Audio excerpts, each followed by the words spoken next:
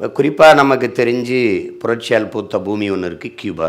அங்கே ஒன்றுமே இல்லை, வெறும் கரும்பு தான். உலகின் சர்க்கரை கிண்ணம்னா உங்களுக்கு கியூபான்னு சொல்லிடுவீங்க. பள்ளி கல்லூரியிலெல்லாம் அதுவே நடத்துது, மருத்துவத்தை அதுவே தரமாக கொடுக்குது, எல்லாத்தையுமே பொதுமையாக தன்னகத்தே வச்சு ஒரு செழிப்பான நாடாக கியூபா இருக்குது. கியூபாவை ஒரு செழிப்பான நாடுன்னு சொன்ன ஒரே ஒரு மடையன் சைமனா தான் இருக்க முடியும். கியூபா எவ்வளவு ஒரு பணப்பற்றாக்குறை, எவ்வளவு ஒரு பின்தங்கிய நாடா இருக்குதுன்றது உலகத்துக்கே தெரியும். எனக்கு என்ன கவலை என்ன, இவன் ஒருத்தன் சொல்றான், அதை கேட்டுட்டு இருக்கிற அந்த மாணவர்கள் இப்பதான் கூகுள் இருக்கு, கூகுள்ல அதுல எந்திரிச்சு ஒருத்தருக்கும் கேட்கறதுக்கு அருகதை இல்லையா, அறிவு இல்லையா? கியூபா ஒரு செழிப்பா இருக்கிற நாடுன்னு கூகுள்ல பண்ணி பாருங்க, யார்கிட்ட கேட்டு பாருங்க. அந்த நாட்டை மேபி கியூபாவில் விபச்சாரம் ரொம்ப தலதூக்கி ஓடுது, நடக்குது. மேபி அதனால தான் செழிப்பா இருக்குன்னு சொல்லி சைமன் சொல்லியிருக்காரா என்ன தெரியல. Further on, in the center of Havana, we also see queues in front of the cash machine.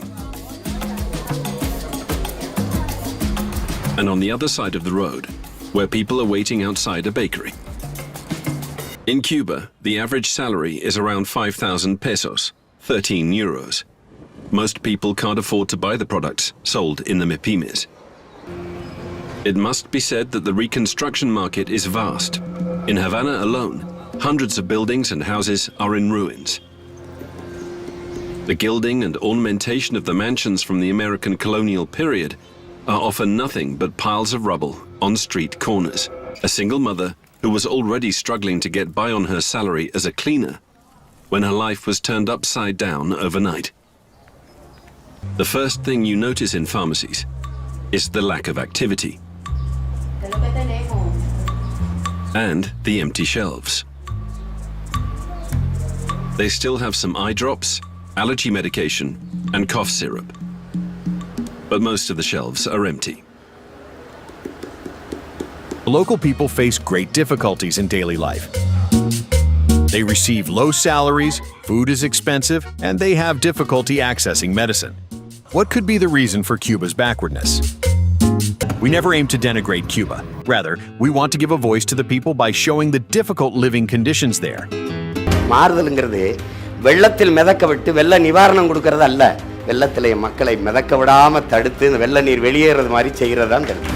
இந்த வெள்ளம் வர்றது, அதாவது இயற்கை அனர்த்தங்கள் யாராலையும் தவிர்க்க முடியாது, எப்படி வரும்னு சொல்ல முடியாது. எல்லா வளர்ச்சி அடைஞ்ச நாடு. இப்போ நான் ஆஸ்திரேலியாவில் வாழ்கிறேன். ஆஸ்திரேலியாவில் கூட இப்போ ஒரு ரீசெண்டாக என் பொண்ணை ஸ்கூலில் விட்டுட்டு வரும்போது போகும்போது அது ரோட்டில் போகிறேன், வரும்போது ரோடை க்ளோஸ் பண்ணிட்டாங்க. ஏன்னா மழையால் அந்த ரோடை வெள்ளம் வந்திருக்குன்னு க்ளோஸ் பண்ணியிருக்காங்க. இப்போ இயற்கை அனர்த்தங்கள் எப்படி வரும்னு தெரியாது, மழை எப்படி பெய்யும்னு தெரியாது. ஓரளவு ஆவரேஜாக வர்ற தண்ணி ஓடுற மாதிரி செய்ய முடியுமே தவிர அளவுக்கு மீறி வந்தால் அது எந்த நாட்டாலையும் காப்பாற்ற மாதிரி, அது ஆஸ்திரேலியாவாக இருக்கட்டும், அமெரிக்காவாக இருக்கட்டும், எங்கேயுமே அது பண்ண முடியாது. அது வந்ததுக்கப்புறம் தான் அது எப்படி அதிலிருந்து மக்களை காப்பாற்றுறது, போக்குவரத்தை சரி பண்ணுறதுன்னு பார்க்க முடியுமே தவிர எல்லா இயற்கை அனர்த்தங்களுக்கும் ரெடியாக வளர்ச்சி அடைஞ்ச நாடுன்னு எதுவுமே இல்லை. இந்த விஷயங்களை பெருசாக எடுத்து லூசு மாதிரி பெனாத்திட்டு இருக்கான் இந்த லூசு பையன். இதை உண்மைன்னு நம்பி 4 லூசுங்க கை தட்டுதுங்க கூட இருந்து.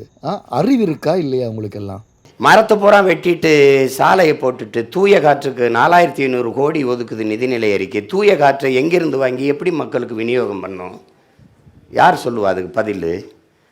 எங்கே இருக்குது, எங்கே போயிட்டுருக்கு நாடு? இது வளர்ச்சிയുടെ நாடுகள் எல்லாத்துலேயுமே மரங்களை வெட்டி தான் ரோடு போடுறாங்க, மரங்களை வெட்டி தான் சில சிட்டிகளை அமைக்கிறாங்க.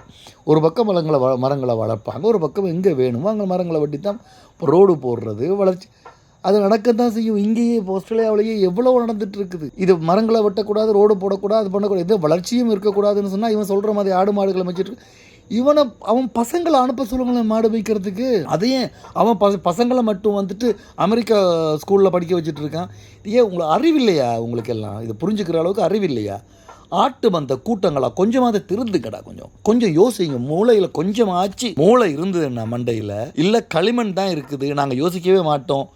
அந்த லூசு பையன் கத்துறதெல்லாம் நம்பிட்டுருங்க.